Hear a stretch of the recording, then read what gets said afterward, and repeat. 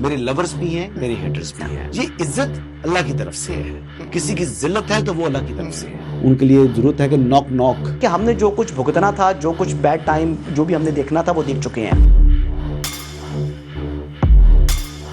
حسن ایوب خان کے تمام دیکھنے والوں کو السلام علیکم. ناظرین، ملٹیپل خبریں ہیں، ڈومیسٹک خبریں بھی ہیں، انٹرنیشنل خبریں بھی ہیں. ویسے تو انٹرنیشنل خبر تو بڑی یہ ہے کہ پریزیڈنٹ ٹرمپ کو جو ایوان نمائندگان نے ایران پر مزید حملہ کرنے سے جو ہے وہ اب مشروط کر دیا ہے کہ وہ کانگریس کی اپروول ان کو ریکوائرڈ ہے. تو بہرحال ان کے ہاتھ تو جو ہیں وہ باندھ دیے ہیں. لیکن بہرحال پہلے بات کرتے ہیں ڈومیسٹک خبروں کی، اور وہیں سے سٹارٹ کرتے ہیں جی. شیخ وقاص اکرم ورسز سہیل آفریدی. ہم نے کل بھی بات کی تھی کہ شیخ وقاص اکرم صاحب نے وسیم بدامی صاحب کے پروگرام میں واضح اور دو ٹوک انداز میں یہ بات کر دی تھی کہ اگر تو سہیل آفریدی نے جو اعلان کیا ہے 10 جون کے دھرنے کا، اگر تو وہ پارٹی قیادت کی مشاورت سے کیا ہے، یعنی بیرسٹر گور اور سلمان اکرم راجہ سے، تب تو ان کا احتجاج سر آنکھوں کے اوپر. ادروائز یہ ان کا انفرادی عمل ہوگا، جس پر سہیل آفریدی صاحب نے کہا تھا کہ شیخ وقاص اکرم صاحب اگر شامل ہونا چاہیں تو سو بسم اللہ، ادروائز وہ کسی کے اعلی کار نہ بنے. پھر دوبارہ وسیم بدامی صاحب نے ان کو پروگرام میں لیا، اور جس پر شیخ وقاص اکرم صاحب نے دو ٹوک انداز میں یہ بات بیان کر دی کہ سہیل آفریدی صاحب کی یہ سولو فلائٹ ہے. انہوں نے شیخ وقاص اکرم صاحب کے بقول کہ انہوں نے پارٹی قیادت سے، یعنی ان کو ٹیگ کر کے گروپ کے اندر پوچھا ہے، اور تمام کا جواب یہی تھا کہ سہیل آفریدی نے ان سے کسی قسم کی کوئی مشاورت نہیں کی. تو لہٰذا جو 10 جون کی احتجاج کی کال ہے وہ ان کا انفرادی عمل ہے. اور یہاں تک کہ قومی اسمبلی کے اندر جو چیف وپ ہیں پاکستان تحریک انصاف کے عامر ڈوگر صاحب، وہ بھی اس احتجاج کی کال سے متعلق مکمل طور کے اوپر جو ہے وہ لا علم ہیں. اب یہ سچویشن سامنے آ رہی ہے تو پھر سوچنے کی بات ہے کہ سہیل آفریدی کیوں جو پارٹی قیادت ہے اس کو قیادت نہیں تصور کر رہے. تو بات وہ میری خبر کی یہ تصدیق ہے کہ کیونکہ اب سہیل آفریدی صاحب کے جو تعلقات ہیں وہ محسن نقوی صاحب کے ساتھ، فیصل کریم کنڈی صاحب کے ساتھ اور مولانا فضل الرحمان کے ساتھ ہو چکے ہیں، تو ان کو خاطر میں کیوں لے کر آئیں وہ. تو یہاں پر یہ بات جو ہے میں کنکلوڈ کرتا ہوں کہ خبریں بہت ہیں اور آگے بڑھنا ہے ہم نے. تو مطلب کہنے کی بات یہ ہے کہ سادہ الفاظ کے اندر کہ اب جو پارٹی قیادت ہے اس کی اہمیت سہیل آفریدی کی نگاہ میں صفر ہے، بلکہ صفر سے بھی نیچے ہے. چاہے وہ عامر ڈوگر صاحب ہیں، چاہے وہ بیرسٹر گور صاحب ہیں، چاہے وہ سلمان اکرم راجہ ہیں. جی بی سے متعلق جی وہ رات کو شفیع جان صاحب میرے ساتھ منصور علی خان صاحب کے پروگرام کے اندر تھے، تو وہ کہہ رہے تھے جی بہت مقبولیت ہے اور اب ہم حکومت بنا لیں گے. پہلے مقبولیت دیکھیں ذرا.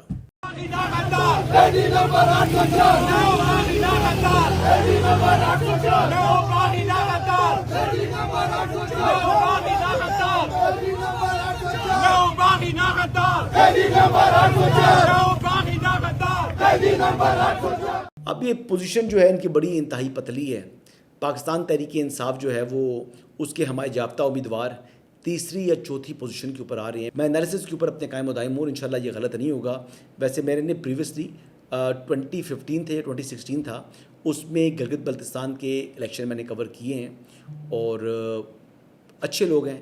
ایک ایسا ایریا ہے جہاں پر الیکشن کور کرنے کا مزہ بھی آتا ہے. آگے بڑھتے ہیں جی. اگلی خبر یہ ہے کہ نور مقدم کیس کے اندر جو ملزم تھے ظاہر جعفر، ملزم نہیں بلکہ مجرم ظاہر جعفر، سپریم کورٹ آف پاکستان نے ان کی نظرثانی کی جو درخواست ہے اس کو خارج کر دیا ہے.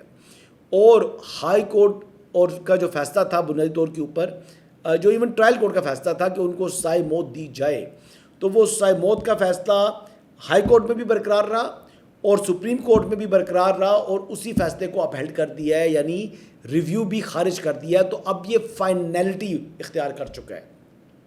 اب ظاہر جعفر کو صرف ایک ہی چیز سزا سے بچا سکتی ہے اور وہ ہے پریزیڈنشل پارڈن.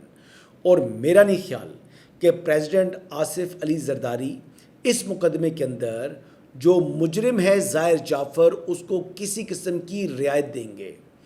اس کا ذہنی توازن جو ہے وہ خراب کرنے کی کوشش تھی کہ بتا دیا جائے کہ وہ ذہنی توازن خراب ہے. تو عدالتوں کی حد تک تو یہ بات اسٹیبلش ہو گئی ہے کہ کسی کورٹ نے بھی اس کے ذہنی توازن کو خراب قرار نہیں دیا. ہی از پرفیکٹلی فائن.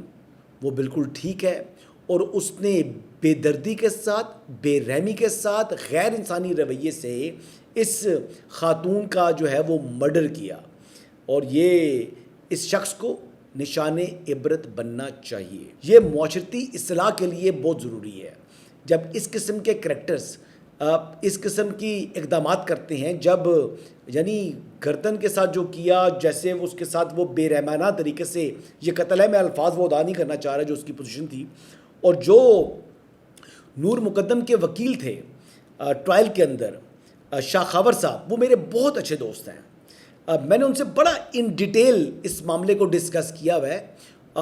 ان کے مطابق تو یہ الومناٹی والا جو معاملہ ہے وہ اس حد تک جو معاملہ جا رہا ہے، لیکن بہرحال اس طرف یہ کیا سوسائٹیز بنی ہوئی ہیں اور یہ کس قسم کے لوگ ہیں اور یہ کیا ذہنیت ہے، یہ کیا مائنڈ سیٹ ہے، اس کو ڈسکس بھی نہیں کرنا چاہیے اس کو، تاکہ جن لوگوں کو نہیں علم ان کو نہ ہی علم رہے تو زیادہ بہتر ہے۔ بہرحال جی ایک اور بات جی، اہم خبر ہے جو کہ وفاقی آئینی عدالت سے آئی ہے، اور اچھی خبر ہے، اور یہ وہی خبر ہے جو کہ ہم پچھلے ولاگ کے اندر بیان کر چکے ہیں۔ آپ کو پتہ ہے کہ راوی تھوڑا سا زیادہ تیز چلتا ہے، تو یہ وہی خبر آ گئی ہے جی کہ ہائی کورٹس جو ہیں وہ نہ سپریم کورٹ آف پاکستان کے ماتحت ہیں اور نہ ہی وہ فیڈرل کانسٹیٹیوشنل کورٹ کے ماتحت ہیں۔ اب ایک بات سمجھنے کی ضرورت ہے کہ ویسے تو نہ وفاقی آئینی عدالت سپریم کورٹ کے انڈر ہے، نہ سپریم کورٹ جو ہے وہ وفاقی آئینی عدالت کے انڈر ہے، لیکن ایک فرق ہے کہ فیڈرل کانسٹیٹیوشنل کورٹ کا فیصلہ تمام کی تمام عدالتوں کے اوپر بائنڈنگ ہے، کیونکہ آئین کی تشریح کا اختیار اب سپریم کورٹ آف پاکستان کے پاس نہیں بلکہ وفاقی آئینی عدالت کے پاس ہے، اور یہ جسٹس عامر فاروق صاحب جیسے میں نے بیان کیا تھا انہی کا تحریر کردہ فیصلہ ہے۔ اور مجھے یاد ہے کہ یہ اس دن میں نے بات کی تھی جس دن کہا گیا تھا بہت سے یوٹیوبرز، بہت سے صحافی یہ شو ڈال رہے تھے کہ جی سپریم کورٹ کی ہدایت کے باوجود جو ہے وہ ہائی کورٹ فیصلے میں تاخیر کر رہی ہے اور کیسز کو جو ہے وہ التوا کا شکار ہو رہے ہیں، تو یہ اب تو واضح ہو چکا ہے۔ اور ویسے بھی 2019 کی ایک ججمنٹ جس کا حوالہ اس فیصلے میں جسٹس عامر فاروق صاحب نے دیا ہے، وہ بھی یہی کہتا ہے کہ ہائی کورٹ انڈیپینڈنٹ کورٹ ہے، کانسٹیٹیوشنل کورٹ ہے، اور وہ اپنے طریقہ کار جس طریقے سے وہ کیس کو چلانا چاہے اس ضمن کے اندر آزاد ہے۔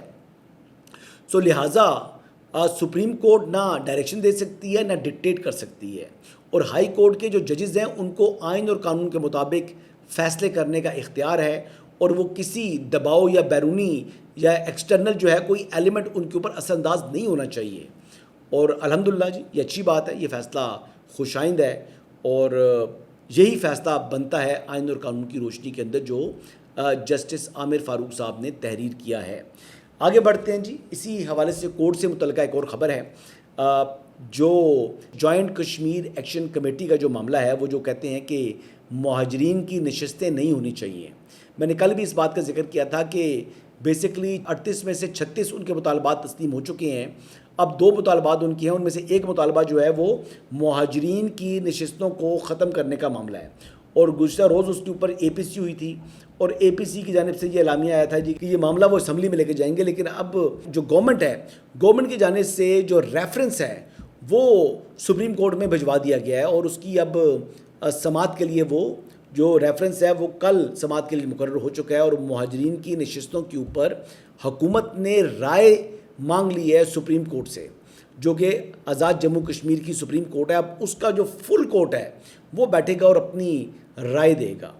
اب یہ معاملہ یہ ہے کہ جو جوائنٹ کشمیر ایکشن کمیٹی ہے وہ تو میں نہ مانوں کی رٹ لگائے ہوئے ہیں۔ اب یہ جو مہاجرین کی نشستوں کے معاملے کے اوپر اگر ان کیس جو کہ میرے خیال کے مطابق جو ان کا رائٹ ہے، یہ وہ مہاجرین ہیں جو کہ جموں اور کشمیر جو کہ مقبوضہ ہے علاقہ ہے وہاں سے ہجرت کر کے آزاد جموں کشمیر میں آئے ہیں، تو ان کی تو ویسے ہی تعظیم و تکریم ہونی چاہیے، وہ ان کی بڑی پاپولیشن نے مائیگریٹ کیا ہے۔ اب ان کو کس طریقے سے آپ وداؤٹ ریپریزنٹیشن جو ہے وہ چھوڑ سکتے ہیں؟ یہ تو بڑی فطری سی بات ہے، ان کا فنڈامنٹل رائٹ ہے، اور ان کی ریپریزنٹیشن جو ان کی قانون ساز اسمبلی ہے اس کے اندر ہونی چاہیے۔ اب یہ 12 نشستیں ہیں, یہاں پر حکومت نے کہا جی کہ نشستیں اگر کم کرنی ہیں تو اس معاملے کے اوپر بات ہو سکتی ہے, لیکن مکمل ختم کرنا تو کوئی جواز نہیں ہے. لیکن شوکت نواز اینڈ کمپنی جو کہ سیلف پروجیکشن چاہتے ہیں, جو کہ انتشار پھیلانا چاہتے ہیں, وہ ایک بار پھر جناب وہ کہہ رہے ہیں جی کہ ایک نشست بھی ہمیں قبول نہیں ہے. لیٹ سی جی یہ معاملہ کس سمت میں آگے بڑھے گا, لیکن اس معاملے کے اندر میں صرف ایک ہی فریق کو قصوروار ٹھہراتا ہوں, اور وہ یہ عوامی ایکشن کمیٹی ہے. عوامی ایکشن کمیٹی اس وقت انتشار کی طرف بڑھ رہی ہے, اور میں دیکھ رہا تھا کہ تحریک انصاف کے کچھ لوگوں نے عوامی ایکشن کمیٹی کی حمایت کا اعلان کر دیا ہے. سب بولے سبحان اللہ. تو یہی میں کہہ سکتا ہوں کہ انتشار کی جماعت, پھر میں ان کو انتشاری ٹولہ کہتا ہوں, تو پھر یہ کہنا حق بجانب ہے, کیونکہ یہ جس طریقے سے آگے بڑھ رہے ہیں وہ انتشار ہی ہے, اور عوامی ایکشن کمیٹی اگر انتشار کی طرف بڑھے گی تو تحریک انصاف پھر ان سے پیچھے کس طرح ہو سکتی ہے. آگے بڑھتے ہیں جی. اگلی امپورٹنٹ خبر یہ ہے کہ پاکستان پیپلز پارٹی اور فیڈرل گورنمنٹ کے درمیان, جو کہ اسحاق ڈار صاحب کی سربراہی میں 2 نشستیں ہوئیں بجٹ سے متعلق, وہ بے نتیجہ ثابت ہوئی ہیں اور ڈیڈ لاک برقرار ہے جی. اور یہ خبر بھی آ رہی تھی کہ میں نے ایئر وائی کے اوپر سنی ہے کہ جو لیڈرشپ ہے پاکستان پیپلز پارٹی کی, انہوں نے جو کمیٹی ہے مذاکراتی کمیٹی, بجٹ مذاکراتی کمیٹی کے اوپر اظہار برہمی کیا ہے کہ آپ نے لچک کیوں دکھائی ہے. اب اس قسم کی خبریں چلوائی جا رہی ہیں. دیکھیں نا, ایک طرف حکومت ہے اور جو پیپلز پارٹی ہے وہ بھی حکومت ہے, اور حکومت کے اندر یعنی جو پیپلز پارٹی کی ریپرزنٹیشن ہو رہی ہے اس میں سید نوید قمر صاحب ہیں, اس میں شاہری رحمان صاحبہ ہیں, اس میں سلیم مانڈوی والا ہیں, اس میں مراد علی شاہ صاحب ہیں. تو ان کی سرزنش اگر ہو رہی ہے تو کیا پریزیڈنٹ آصف علی زرداری نے کی ہے سرزنش؟ I doubt it. President Asif Ali Zardari نے سرزنش کی نہیں ہے. یہ خبر جو ہے وہ جان بوجھ کے چلوائی گئی ہے کہ جی بلاول بھٹو ناراض ہو چکے ہیں. اب کچھ دو والا معاملہ ہے. میں پہلے بھی کہہ چکا ہوں کہ پیپلز پارٹی اور مسلم لیگ نواز کا جو بانڈ ہے اس میں جو سب سے امپورٹنٹ چیز ہے وہ ان کا کامن فرینڈ ہے. جب کامن فرینڈ جو ہے وہ ان دونوں کو جوڑے ہوئے ہے تو ان کو کوئی جو ہے وہ جدا نہیں کر سکتی. بلاول بھٹو زرداری بھی جدا نہیں کر سکتے. تو اس لیے وفاقی بجٹ جو ہے وہ منظور ہونا ہی ہونا ہے, اور ہونے کو ویسے بھی کون ٹال سکتا ہے. تو بجٹ 10 جون کو پیش ہوگا, اور جس دن منظوری انہوں نے کرنی ہے بحث کے بعد, وہ منظوری ہو جائے گی, اور راوی اس متعلق چین لکھ رہے ہیں.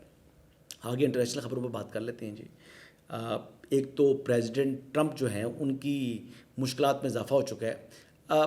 شاید یہ دنیا کے مفاد میں ہے اور پریزیڈنٹ ٹرمپ کے بھی مفاد میں ہے. انہوں نے ایران پر دوبارہ حملے سے متعلق جو ہے یہ بیسیکلی مشروط کر دیا ہے پریزیڈنٹ ٹرمپ کو کہ وہ کانگریس سے منظوری لیں. اب جو ایوان نمائندگان ہے اس کے اندر 4 ریپبلکن کی جو ہے وہ ووٹس بھی پریزیڈنٹ ٹرمپ کے خلاف گئی ہیں.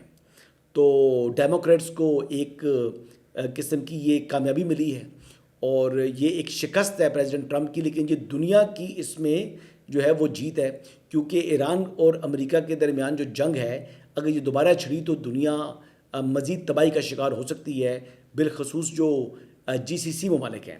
دوسری امپورٹنٹ بات یہ ہے جی کہ اس میں کہ ویسے بھی پریزیڈنٹ ٹرمپ نے جو اپنے مشیر ہیں ان کو اس حوالے سے بتا دیا ہے کہ وہ دوبارہ ایران کے اوپر حملہ کرنے کے حوالے سے قسم کا کوئی جو ہے وہ ارادہ نہیں رکھتے. اور ویسے بھی جو نیتن یاہو کے ساتھ جو انہوں نے سخت لہجہ اپنایا, جب اس کو کہا کہ تمہاری چمڑی جو ہے وہ میں بچا رہا ہوں اور تم دنیا کے ناپسندیدہ ترین شخصیت ہو, تو یہ باتیں بھی انہوں نے سچ بولی ہیں. تو کسی حد تک ریئلائزیشن ہے پریزیڈنٹ ٹرمپ کو ان کی غلطی کی, لیکن سپر پاور اور سپر پاور کے جو پریزیڈنٹ ہوتا ہے اس کو یعنی اپنی غلطی کا اعتراف کرنا بڑا مشکل ہوتا ہے اس کے لیے. تو یہ پریزیڈنٹ ٹرمپ بھی ایک طریقے سے کنفیشنل سٹیٹمنٹ ہے ان کا, جو انہوں نے جھاڑ پلائی ہے نیتن یاہو کو. اور نیتن یاہو نے جس طریقے سے اب لبنان کے اوپر ایگریشن کیا ہے, جس طریقے سے وہاں پر ایک بار پھر یعنی سیولینز کو ٹارگٹ کیا ہے اور بہت سے نہتے سیولینز کو انہوں نے شہید کیا ہے یا ان کی موت کا موجب بنا ہے, تو یہ ہیومن رائٹس جو ہے وہ کرائم ہے. اور سیولین کو یعنی ڈیلیبریٹلی جو اسرائیلی ایک پیٹرن ہوتا ہے نا, وہ ہاسپٹلس کو یا سیولین آبادیوں کو وہ ٹارگٹ کرتے ہیں, اور اس کے اوپر وہ بڑا فخر محسوس کرتے ہیں, جو کہ دنیا سے وہ اپنی لعنتیں اپنے نام کرتے ہیں. اس وقت دنیا کے اندر کوئی ملک سب سے ناپسندیدہ ہے اور کوئی شخص دنیا میں اس ملک کا جو ہے وہ شخص جو سب سے ناپسندیدہ ہے وہ بی بی نیتن یاہو ہے، اور یہ ویل ڈیزرونگ ہے. اور میں انشاءاللہ یہ میں پہلے بھی بات کر چکا ہوں، آج پھر بھی یہ بات رپیٹ کروں گا کہ میں انشاءاللہ اپنی زندگی میں اس شخص کو نشان عبرت بنتا ہوا دیکھوں گا. جتنے مظالم اس نے مسلمانوں پر کیے ہیں، جتنے انوسنٹ شہریوں کو اس نے جو ہے وہ معصوم شہریوں کو اس نے شہید کیا ہے، یہ دنیا کے اندر فرعون کی طرح جو ہے وہ ایک عبرت بنے گا. انہی الفاظ کے ساتھ اجازت چاہوں گا. کل دوبارہ آپ سے ملاقات ہوگی. اللہ حافظ.